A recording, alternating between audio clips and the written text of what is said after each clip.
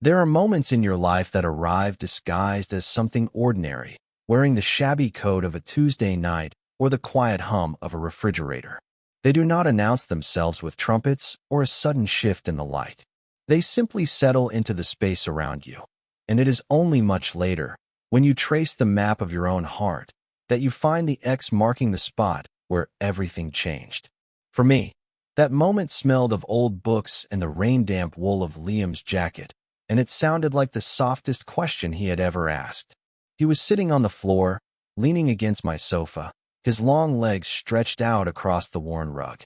The movie we had been pretending to watch had ended an hour ago, the credits a silent, scrolling ghost on the television screen. We were just sitting in the comfortable dark, a state that had become our default language. "You should probably go," I had said, the words feeling like stones in my mouth. It was past 2 in the morning. He had an early meeting, a fact I knew only because he'd complained about it earlier, rubbing his eyes with the heels of his hands in a gesture so familiar it felt like mine. He didn't move.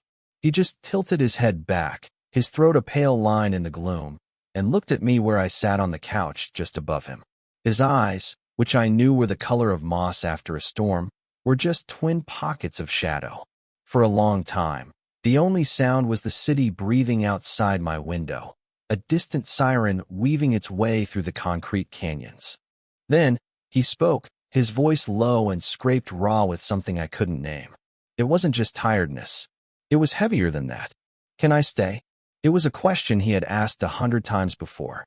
It was the question that had defined the last 6 months of our lives. But this time, it was different. The question was not an island. It was attached to a continent of unspoken things that stretched between us. Before, it had always been a statement of convenience, a logistical matter. "It's late. I'm exhausted. Can I crash on the couch?" This time, the words were stripped of all their practical armor. It was just a plea, raw and unadorned. "Can I stay?" And what I heard beneath it was a different question entirely, one that made the air in my lungs feel thin and precious. What I heard was, "Can I stay here with you?" My entire world narrowed to that question. It was a door, standing ajar in a long, dark hallway I had been walking for years. I could let it swing shut, preserve the careful architecture of our friendship, the foundation of which I had laid brick by painful brick over the last decade. Or I could push it open and risk the entire structure collapsing.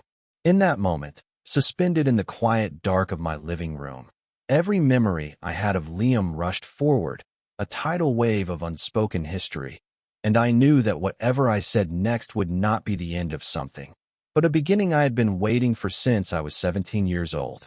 I met Liam O'Connell in the autumn of my junior year, in a sterile, beige hallway outside the guidance counselor's office. It was a place of quiet desperation, where futures were plotted on graphs and dreams were squeezed into the narrow columns of college application forms. I was there because my photography portfolio was considered an unconventional primary focus, and Mr. Henderson wanted to discuss more viable career paths.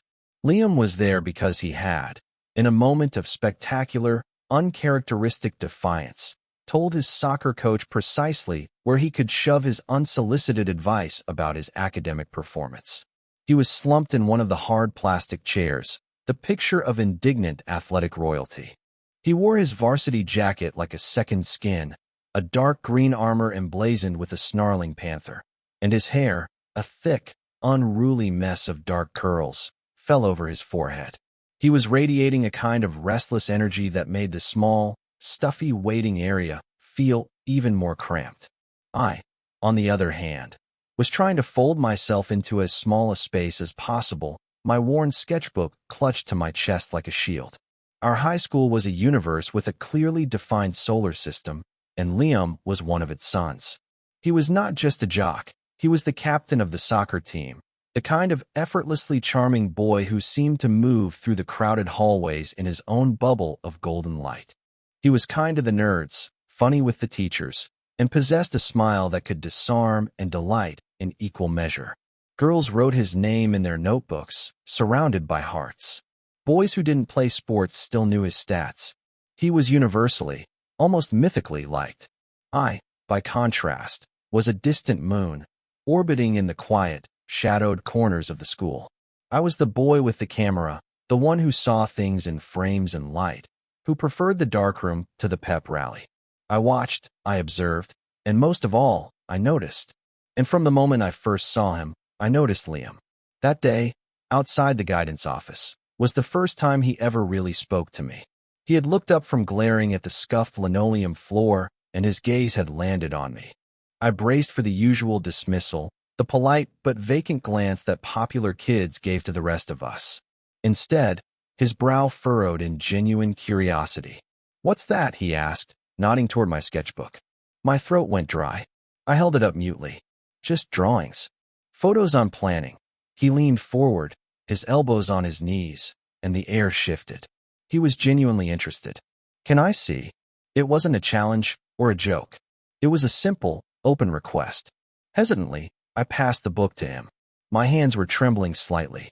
Inside were charcoal sketches, compositional notes, ideas for capturing the way afternoon light fell across the bleachers, the texture of peeling paint on an old fire escape, the strange, lonely beauty of a single street lamp in the fog. It was my entire inner world, rendered in shades of gray. I expected him to flip through it quickly, to hand it back with a noncommittal, "Cool," and turn away. But he didn't. He went through it page by page, slowly, his expression serious and focused. He spent a long time on a sketch I had done of the old railway bridge on the edge of town, a study in rust and decay. "I love this," he said, his voice quiet. He tapped the page with his finger. "The way you made the lines all angry. It looks how that place feels." He looked up at me, and his eyes were bright with a startling clarity. "You're really good." And just like that, the universe tilted. He saw it. He saw me, not just the quiet kid in the corner, but the person who made the angry lines, the one who understood the feeling of a place. In that moment, a crush that had been a distant, abstract admiration, like appreciating a star from millions of miles away, became something sharp and specific and lodged deep in my chest. It was a hopeless, secret thing, of course. He was Liam O'Connell, and I was just me. When Mr. Henderson finally called my name, Liam handed the sketchbook back to me, our fingers brushing for a fraction of a second. The contact was electric, a tiny spark in the beige nothingness of that hallway. "See you around, Alex," he said, and he used my name. He had learned my name. For the rest of the day, I felt like I was walking on air. Our friendship didn't blossom overnight. It grew in the cracks of our separate lives. It started with him saying hi to me in the hallway, a genuine smile that made me feel seen. Then he started asking me about my photography. He'd stop me after school and ask what I was working on. One day, he asked if I would take some pictures of the soccer team for the yearbook. He said the official photographer always made them look like goofy robots. I agreed, my heart hammering against my ribs. I spent an entire afternoon on the sidelines, my camera lens focused almost exclusively on him. I captured the intensity in his eyes as he tracked the ball, the spray of turf kicked up by his cleats, the easy camaraderie as he joked with his teammates. But the best shot was one I took after the practice was over. He was sitting alone on the bench, catching his breath, his head bowed and his hands laced behind his neck. The late afternoon sun backlit him, creating a halo of gold around his dark curls. He looked tired and vulnerable and achingly beautiful. It was a quiet moment, a glimpse behind the curtain of the popular athlete, and it felt like a secret he had shared only with me. I printed the photo in the darkroom, watching his image slowly emerge in the chemical bath. It felt like an act of creation, of devotion. I gave him a copy the next day. He stared at it for a long time, just as he had with my sketchbook. This is how it feels," he said, his voice hushed. "After, when everyone's gone." "How did you know?" I just shrugged, unable to explain that my entire existence was about noticing the things that people didn't say, the feelings that existed in the spaces between the words and actions. After that, something shifted. We became friends. Real friends. It was a strange, unlikely pairing. The star athlete and the quiet artist. But it worked. We talked about everything and nothing. He would tell me about the pressure from his dad to get a soccer scholarship, the stupid drama with his on-again, off-again girlfriend, Sarah. I would tell him about my frustrations with my art, my dream of moving to the city and becoming a real photographer. He never treated my ambitions as a silly hobby. He listened. He believed in me.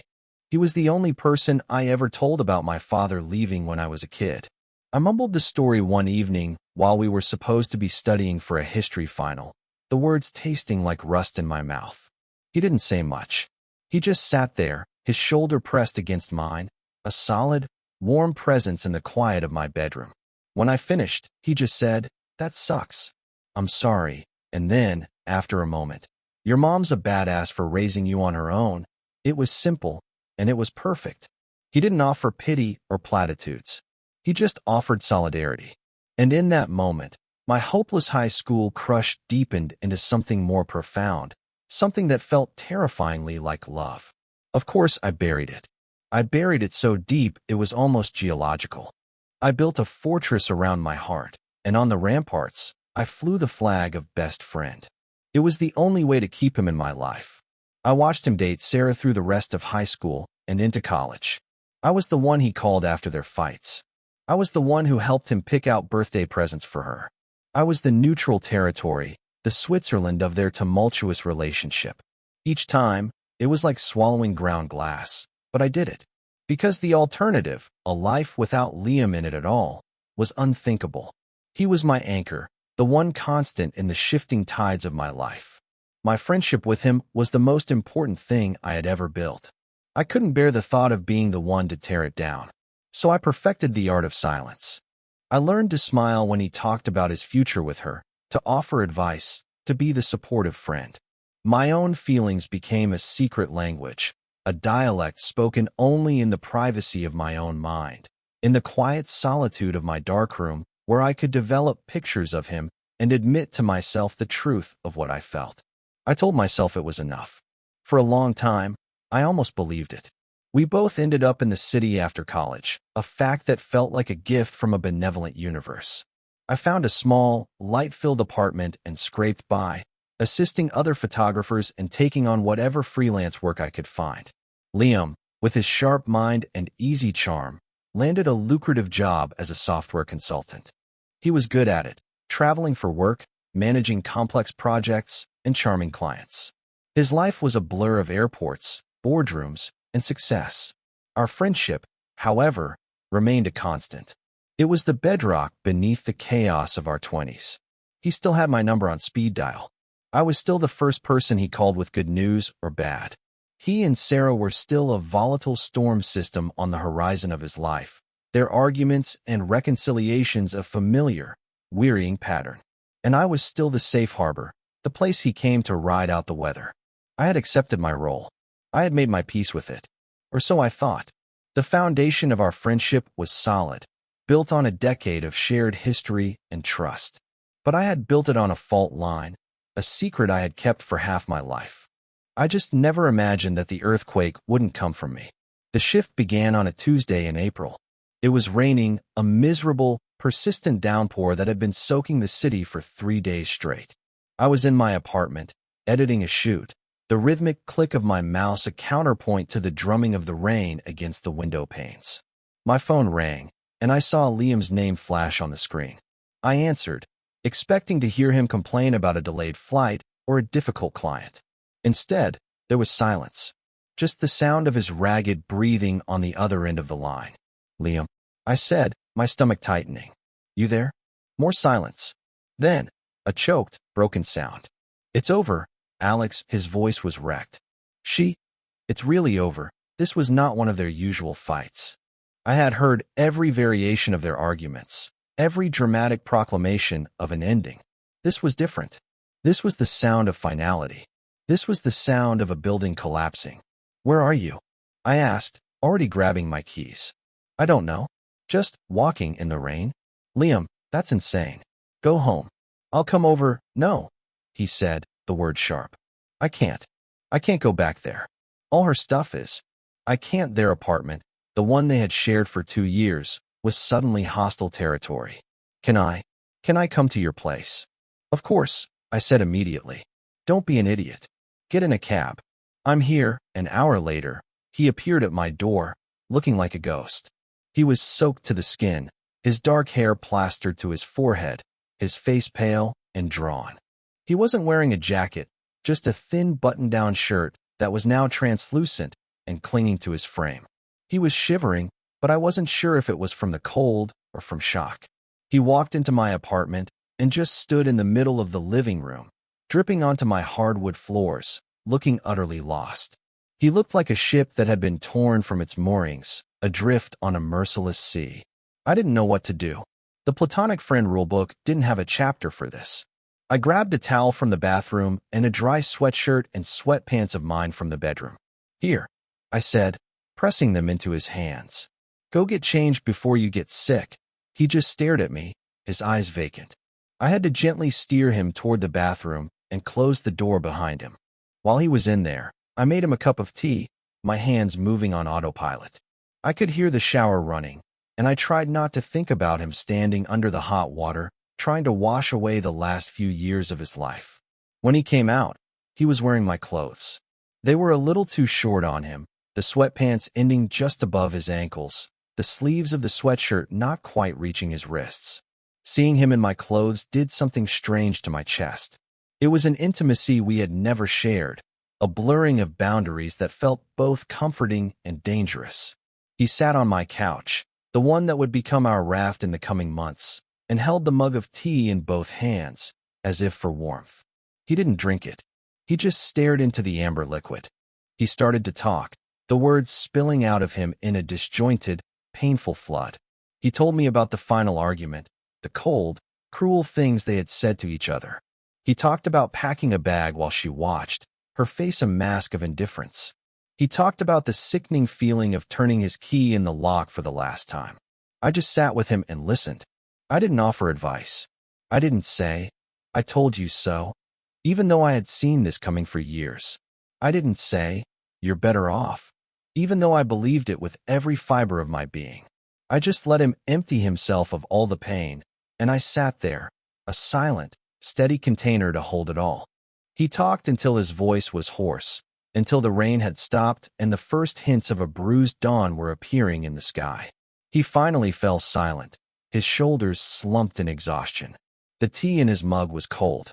He looked at me, his eyes red-rimmed and filled with a terrifying emptiness.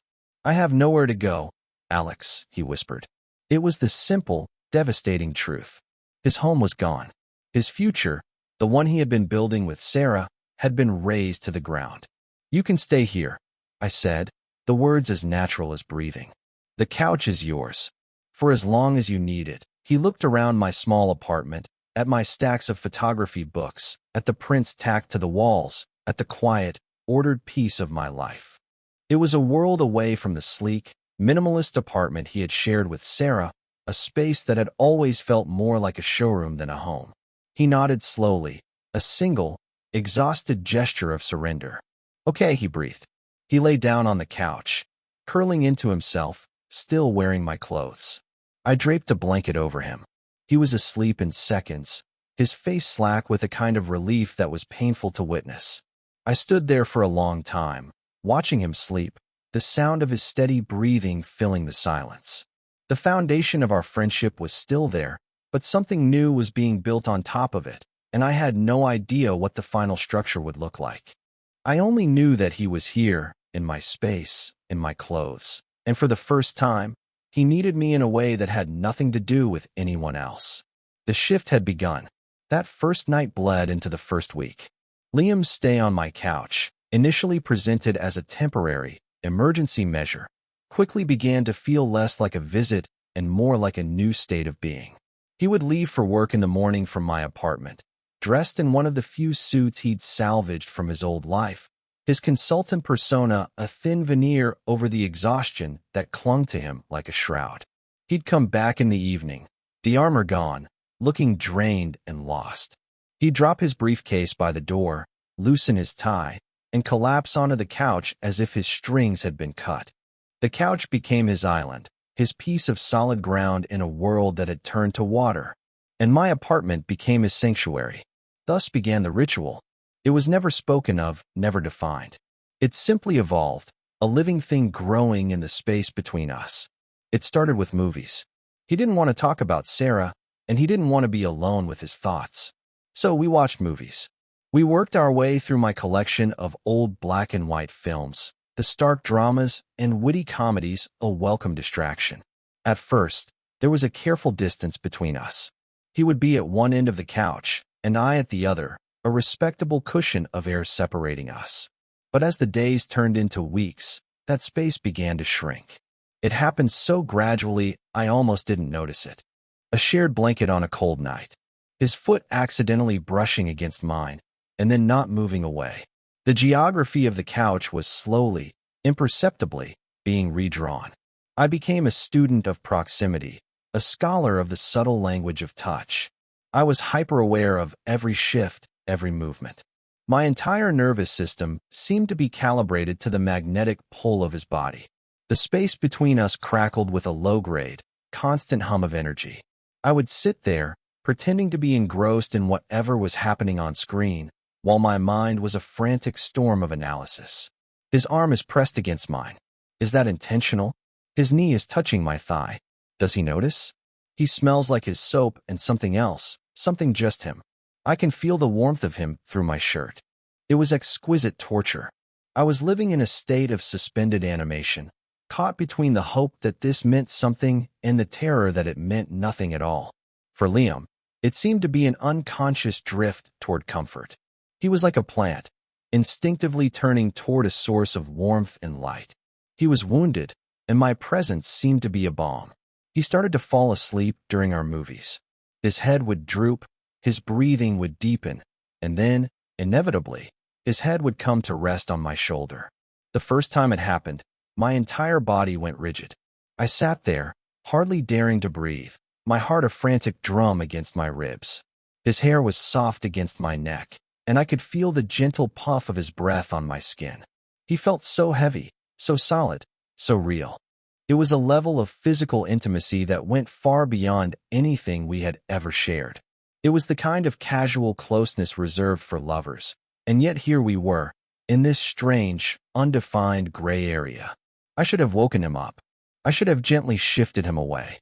But I couldn't. The secret, selfish part of me, the part one had kept locked away for a decade, reveled in it. It was a stolen moment, a taste of a reality I had never allowed myself to imagine. So I sat there, my muscles aching, until the movie ended, and then for another hour after that, just letting him sleep.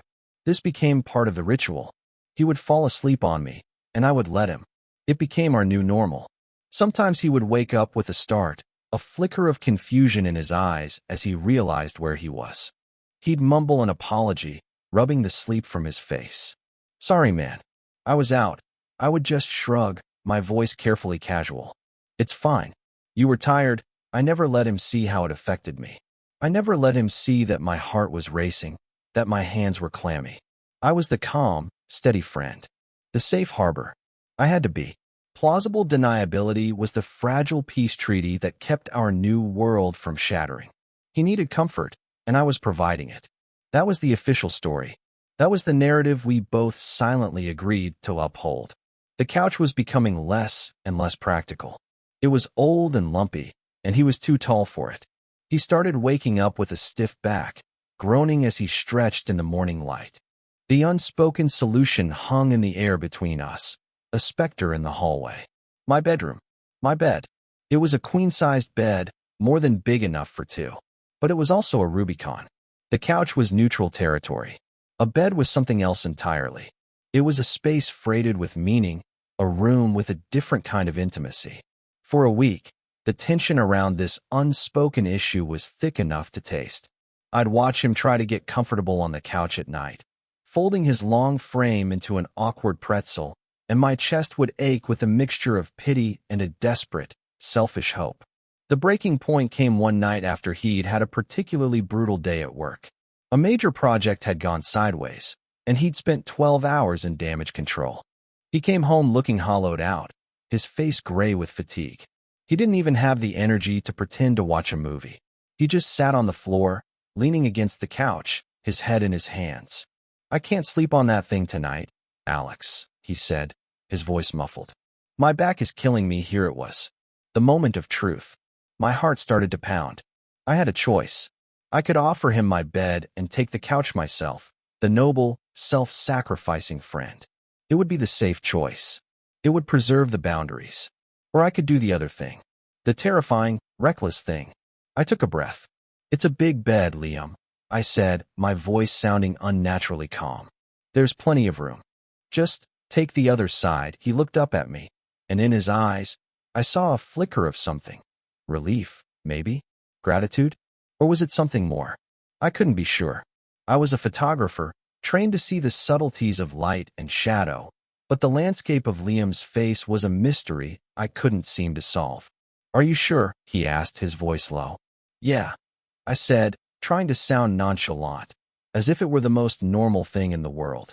It's stupid for you to be uncomfortable on the couch when there's a perfectly good bed right there. Don't be a martyr. He gave me a small, tired smile. Okay, he said. Thanks, Alex. That night, getting into my own bed felt like stepping into a charged electrical field. I changed in the bathroom, my hands shaking as I pulled on a t-shirt and pajama pants. When I came out, he was already in bed, lying on his side, his back to me. He had left the lamp on my nightstand on, a small pool of golden light in the darkness. I slid under the covers on my side, the mattress dipping with my weight. The space between us felt both vast and infinitesimal. It was a chasm, a no man's land. I lay on my back, staring at the ceiling, my body rigid. I could feel the heat radiating from him across the small distance. I could hear every breath he took. Sleep felt like an impossibility. After what felt like an eternity of tense silence, he shifted, turning over to face me. My breath hitched.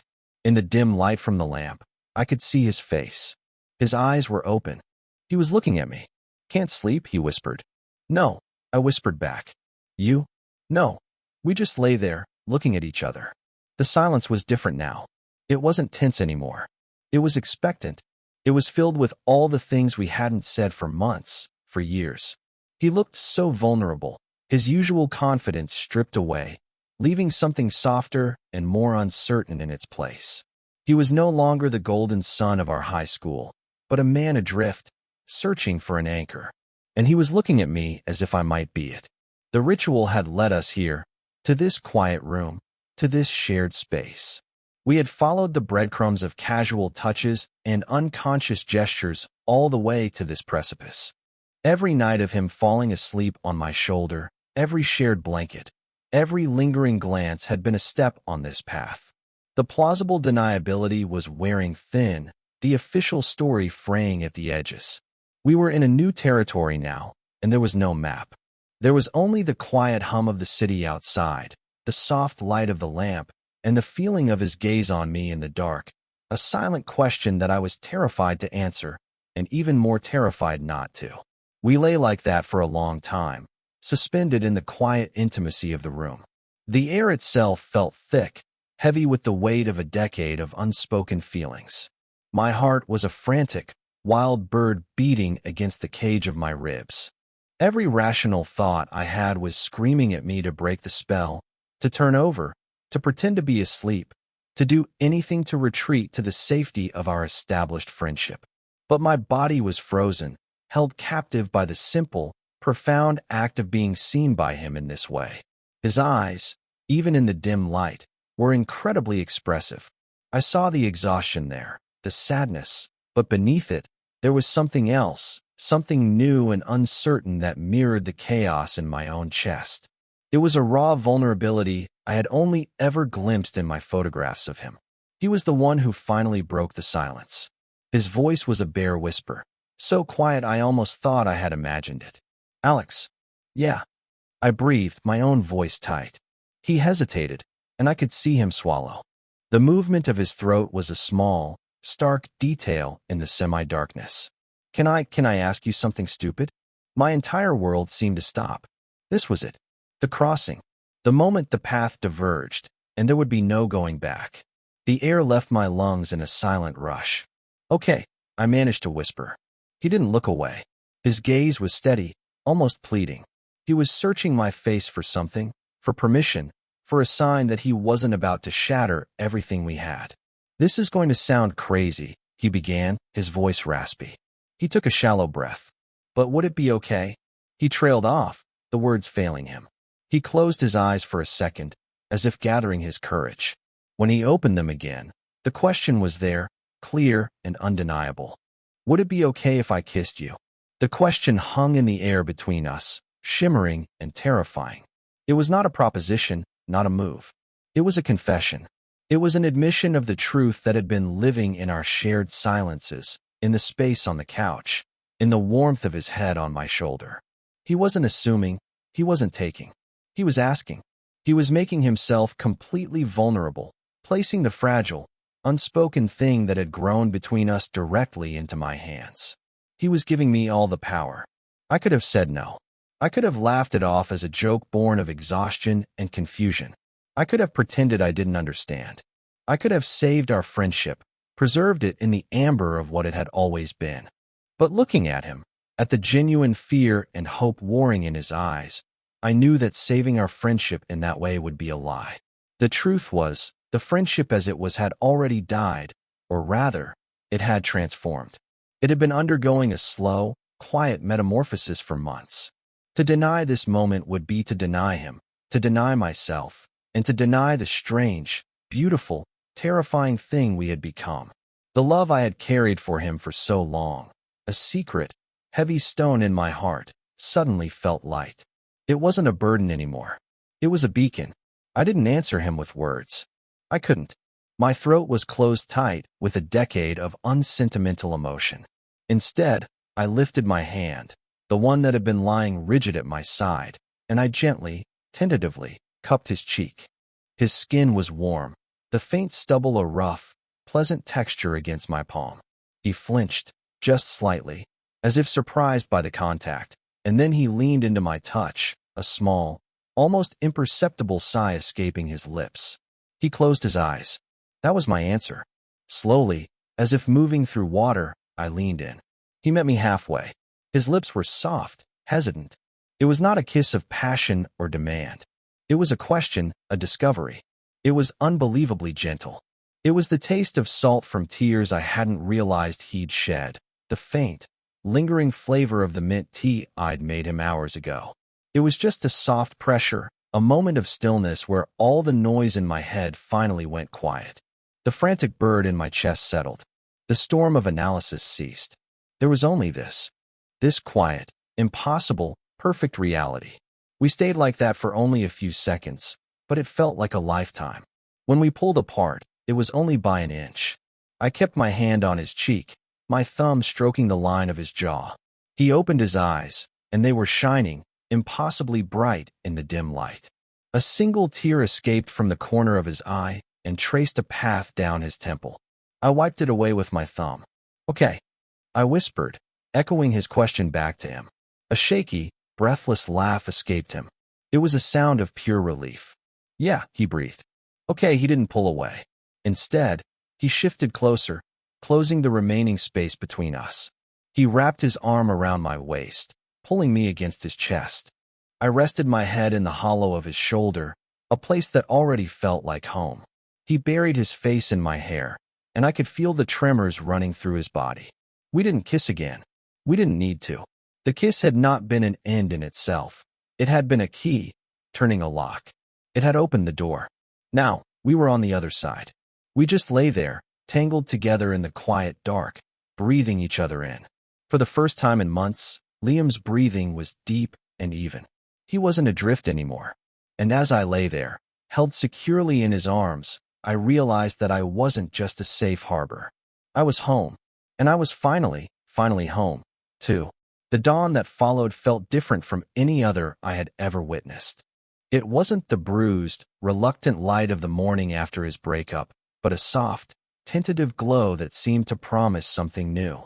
I woke up slowly, tangled in the sheets and in Liam's limbs. His arm was still draped protectively over my waist, his body a warm, solid presence behind me.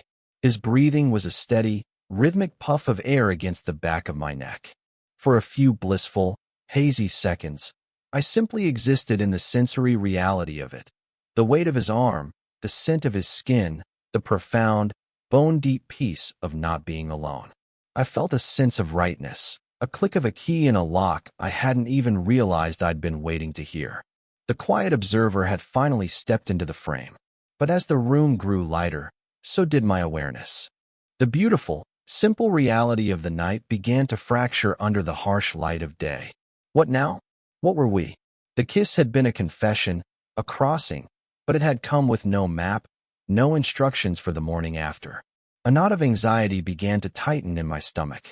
Liam was still asleep, his face relaxed and peaceful in a way I hadn't seen in months. I didn't want to wake him. I didn't want to break the spell. I carefully, painstakingly, extracted myself from his embrace. His arm felt impossibly heavy as I lifted it. He stirred, murmuring something in his sleep, and my heart leaped into my throat. But he didn't wake.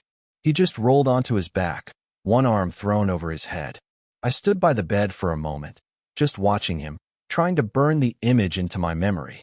Liam, asleep in my bed, looking like he belonged there. I went into the living room, the space that had been our staging ground for this entire emotional siege, and it felt alien. The couch looked empty, forlorn. The blankets we had shared were folded neatly on the armchair, a relic from a previous era. I made coffee, the familiar ritual, a small anchor in the swirling sea of my uncertainty. I sat on the couch, cradling the warm mug, and I waited. I was terrified. What if he woke up and regretted it? What if, in the sober light of day, he saw last night as a mistake, a moment of weakness and confusion born from grief? The plausible deniability we had so carefully maintained was gone. We had said the quiet part out loud. There was no going back. I felt the familiar walls of my self-protective fortress beginning to reassemble themselves around my heart, brick by painful brick. I was preparing for the impact, bracing myself for the possibility that I had misread everything, that I had mistaken a desperate need for comfort for something more. When he finally emerged from the bedroom about an hour later, the atmosphere was thick with unspoken tension. He was wearing my sweatpants and an old t-shirt, his hair a mess from sleep. He wouldn't look at me. He kept his eyes fixed on the floor as he padded into the kitchen and poured himself a coffee. The silence was deafening, a stark contrast to the easy intimacy of the night before. Every nerve in my body was screaming. This was it. The retreat. The withdrawal. He leaned against the counter, taking a sip of his coffee. He still wouldn't meet my gaze. "Morning," he mumbled into his mug. "Morning," I replied, my voice sounding thin and distant to my own ears. The silence stretched, taut, and agonizing. I could feel him wrestling with something, the turmoil radiating from him in waves. This was not the relieved, peaceful man who had held me in the dark. This was someone else. This was a man in panic. Finally, he spoke, his voice low and strained. "Alex, about last night," he started, and my stomach plummeted. I knew what was coming. The apology. I was confused that you're my best friend, and I don't want to ruin this, I braced myself. I'm sorry. I shouldn't have. It was a mistake. The words hit me like a physical blow. A mistake. All the warmth of the night, all the fragile hope, evaporated, leaving a cold, hollow ache in my chest. The fortress around my heart slammed its gates shut. My face felt like a mask, and I was grateful for the years of practice I'd had in keeping it blank. I took a slow sip of my coffee, the liquid scalding my throat. "It's fine," I said, the words tasting like ash. My voice was chillingly calm. "You were tired. Confused." "Forget it." Relief washed over his face, so palpable it made me sick. "Right?" he said quickly, latching onto the excuse I had offered him. "Exactly. I've just been so messed up since the breakup, and you've been so amazing, and I think I just got my wires crossed. I didn't mean to make things weird, you didn't." I lied. Nothing is weird. The lie was a chasm that opened up between us, wider and deeper than the physical space on the bed had ever been. He believed it, or he wanted to believe it so badly that he made himself. The rest of the day passed in a haze of excruciating politeness. We moved around each other like strangers, our conversation stilted and focused on trivialities. The weather, work, what to have for dinner. The easy, comfortable silence we had once shared was gone, replaced by a tense, brittle quiet that was constantly on the verge of shattering. That evening, He didn't suggest a movie. He packed an overnight bag with a few of his things. I think I'm going to stay at a hotel for a few nights, he said, again avoiding my eyes. Just to, get my head straight. Give you your space back. Give me my space back. The words were a bitter irony. He was my space. He had filled every corner of my life for months. Now, his absence was going to be a gaping wound. I just nodded, not trusting myself to speak. Okay, I said. He hesitated at the door, his hand on the knob. For a second, I thought he might turn around, might say something, might fix this. But he didn't. He just looked over his shoulder, a fleeting, haunted expression on his face. Thanks for everything, Alex, he said quietly. And then he was gone. The click of the door latch closing was the loudest sound I had ever heard. I stood in the middle of my empty living room, and the silence he left behind was absolute. It wasn't peaceful. It was the silence of absence, the silence of loss. I had risked everything, and I had lost. Not only had I lost the possibility of a future I had just dared to imagine, but I had lost my best friend, too.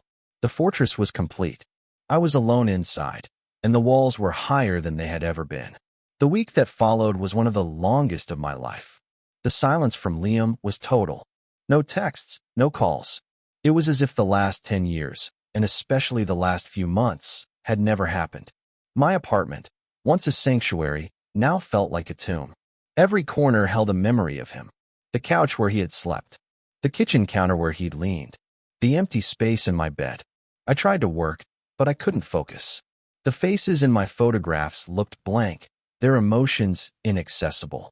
I walked through the city with my camera, but I saw nothing worth capturing. The world had lost its color, its texture. It was all just a flat, gray landscape of his absence. The initial shock and hurt hardened into a slow-burning anger. It wasn't just that he had rejected me. It was that he had made me feel like I was crazy. He had taken our shared intimacy, the kiss that he had initiated, the vulnerability he had shown, and he had dismissed it as a mistake, a crossing of wires. He had invalidated everything I had felt, everything I thought we had built. He had retreated into his fear and left me alone with the emotional wreckage. And he hadn't even had the courage to face me. He had run. After 7 days of this agonizing silence, something in me snapped. The patient, quiet observer had had enough. I couldn't live in this limbo, this ghost-haunted space. I needed to know the truth, even if it was a truth that would destroy me completely. I needed to hear him say it to my face. I needed a final, definitive end, not this slow, silent fading away. My anger gave me a strange, cold clarity. I found the name of his hotel from a receipt he'd left on my counter. I took a cab across town, my heart a cold, heavy stone in my chest. I wasn't going there to plead. I wasn't going there to cry. I was going there for a confrontation. I was going to demand the honesty he owed me. I found him in the sterile, impersonal hotel bar, staring into a glass of whiskey. He looked terrible. He was wearing the same suit he'd worn to work, but it was rumpled, and his tie was gone. There were dark circles under his eyes. He looked as lost and haunted as he had the night his world fell apart. But this time, I was not the source of his comfort. I was the source of his torment. I walked up to his table and stood there until he looked up. When he saw me, his face went pale. A flicker of fear, then guilt, passed through his eyes. "Alex," he said, his voice a croak. "What are you doing here?" "We need to talk," I said, my voice low and even. I sat down opposite him, the small table feeling like a battlefield. "I don't think that's a good idea," he said, looking down at his drink. "Too bad," I said, the cold anger making me brave. "Because we're going to. I'm not going to let you disappear. I'm not going to let you pretend that night didn't happen." His shoulders tensed. "You don't get to do that, Liam. You don't get to come into my life, into my home, into my bed. You don't get to kiss me, and then tell me it was a mistake and run away. You owe me more than that." He finally looked at me, and his face was a mask of anguish. "What do you want me to say, Alex?" he whispered, his voice cracking. "I want you to tell me the truth," I said, my voice shaking slightly despite my resolve. "Just for once, stop running and tell me the truth. What was that night? Was it all just a lie? Was it just convenience? Was I just a warm body to get you through a hard time?" He flinched as if I had struck him. "No," he said, the words sharp and pained. No, of course not. It wasn't a lie, then what was it? I pressed, leaning forward. Because the next morning, you looked at me like I was a stranger. You apologized. You ran. So you have to tell me what changed between the middle of the night and the morning. He buried his face in his hands, his whole body trembling. The bravado was gone. The fear was back, raw and overwhelming. When he finally looked up, his eyes were wet. Nothing changed, he whispered. That's the problem. I woke up, and I felt happy. I felt calm. For the first time in, I don't know how long. I woke up next to you, and it felt right. And that scared the hell out of me. He took a ragged breath, the confession tumbling out of him now, just as it had on the night of his breakup. My whole life, Alex, I've had this map. High school, soccer, college, a good job, Sarah. It was all laid out. This is what my life was supposed to look like. And then it all blew up. And I was completely lost. And I came to you. And being with you, it was quiet. It was real. With Sarah, it was all so loud. The fighting, the making up, it was all this big, dramatic performance. But with you, I didn't have to perform. I could just be. He looked at me, his gaze pleading for understanding. That night, when I asked if I could kiss you, I wasn't thinking. I was just feeling. I was feeling that this, being with you, was the only thing that made sense. But then I woke up, and my brain turned back on. And my brain said, what are you doing? This isn't the map. This isn't who you are. I'm not. I'm not supposed to feel this way about my best friend. About a guy. I panicked. I saw how right it felt, and I got terrified that I was about to destroy the one good thing I have left in my life. You. Our friendship. So I ran. I ran because I was a coward. He finally stopped, breathless, his confession hanging in the sterile air of the hotel bar. It wasn't an excuse. It was the truth. A messy, complicated, painful truth. He hadn't been rejecting me. He had been rejecting himself. He hadn't been running from me. He had been running from a feeling that was too new, too powerful, and too terrifying for him to comprehend. The anger in my chest dissolved, replaced by a wave of profound, aching empathy. He was just as lost as I was. We both were. I reached across the table and placed my hand over his. He flinched, then grasped my hand like a drowning man grasping a lifeline. You're an idiot, I said, my voice soft now. A small, watery smile touched his lips. I know, he whispered. You think you could destroy our friendship by kissing me? I asked gently. Liam, you destroyed it by leaving. His face crumpled, and he squeezed my hand tighter. I'm so sorry, Alex. I'm so sorry. We sat there for a long time, hands clasped across the table, the half-empty whiskey glass forgotten between us. The confrontation was over. The conflict had burned itself out. And in the ashes, something new was waiting. It wasn't a neat and tidy resolution. It was the beginning of a conversation, the first honest words spoken on a new, uncharted continent. We had found each other in the dark, and then lost each other in the light. Now, here in the twilight of a generic hotel bar, maybe, just maybe, we could start finding our way back. The conversation that started in the hotel bar did not end there. It was not a single, cathartic event, but the beginning of a process. It was the slow, careful work of demolition and reconstruction. We had to tear down the walls of fear and misunderstanding that Liam had thrown up, and we had to rebuild the foundation of our relationship on a new, honest ground. We left the bar and walked for hours through the city streets, the night air cool against our faces. We talked more than we had in our entire decade of friendship. He talked about the pressure he'd always felt to fit into a certain mold, the expectations of his family, of his friends, of himself. He talked about the loneliness he'd felt even when he was with Sarah, a deep, pervasive sense that something essential was missing.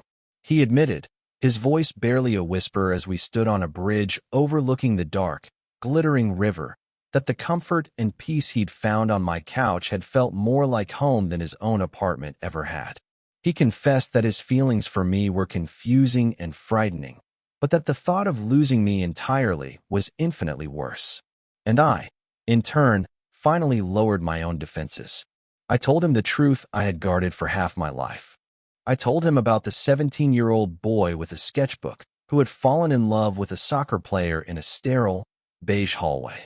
I told him about the years of silent pining, of swallowing my feelings to preserve our friendship. I told him how his kiss had felt like a miracle, and how his retreat had felt like a death. There were tears. There was a lot of stopping and starting, of fumbling for the right words. It was messy and awkward and painful, but it was real. For the first time, there were no secrets between us, no plausible deniability, no carefully constructed narratives. There was only the raw, frightening, beautiful truth. By the time the sun began to rise, painting the sky in shades of pink and orange, we were emotionally exhausted, but we were also lighter. The weight of all the unspoken things had been lifted. "So what now?" he asked, as we stood outside the entrance to my apartment building. The question hung in the cool morning air. It was the same question that had haunted me after our first kiss, but this time, it wasn't laced with fear. It was filled with a tentative hope.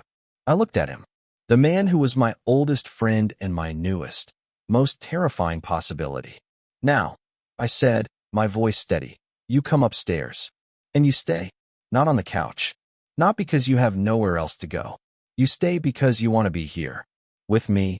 He searched my face, and I let him see everything I was feeling. The hope, the fear, the love that had been there all along. A slow smile spread across his face, a real smile that reached his tired eyes. "Okay," he said, "I want to be here." And so began our new normal. It was a period of quiet discovery. The grand, dramatic gestures were over.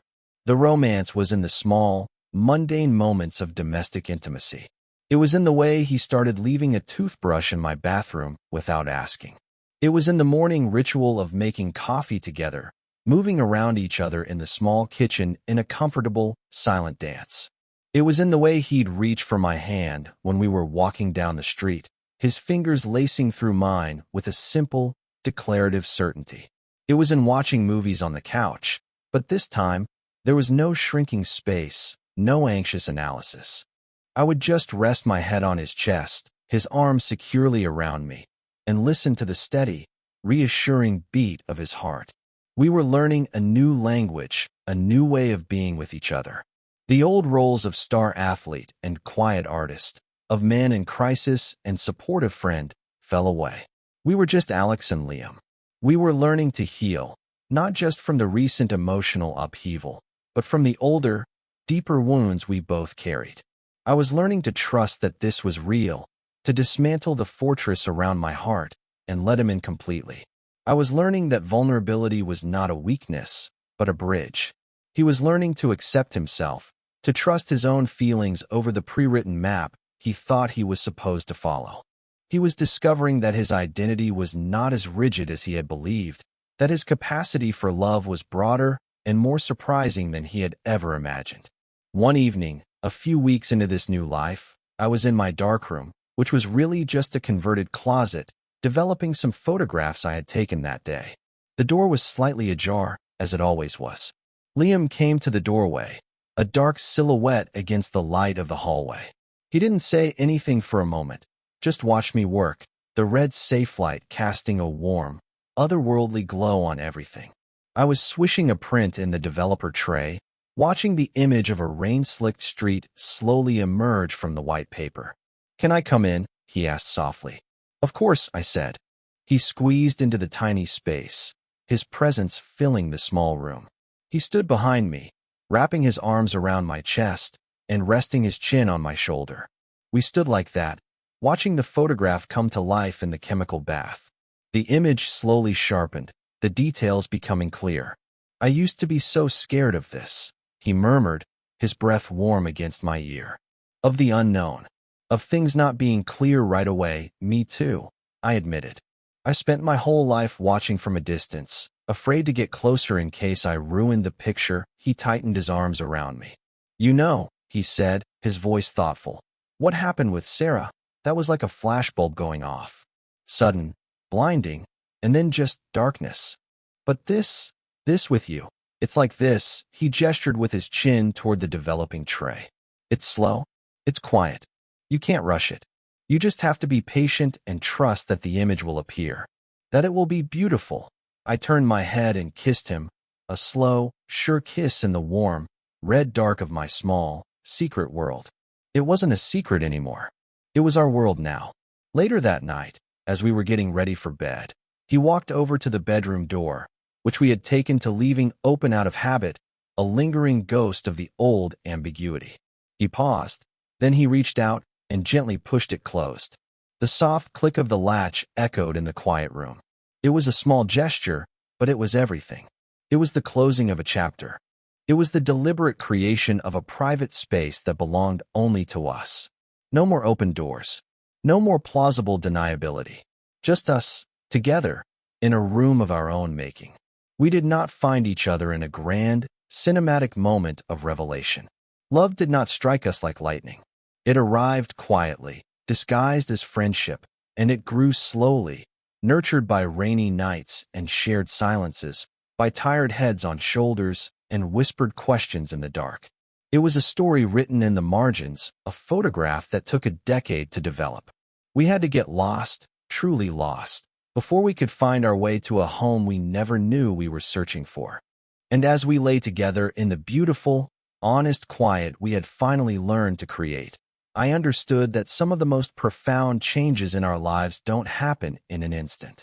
They emerge, slowly and patiently, like a picture in a darkroom, revealing a truth that was there all along, just waiting for the right conditions to come into the light. We had found our light in each other.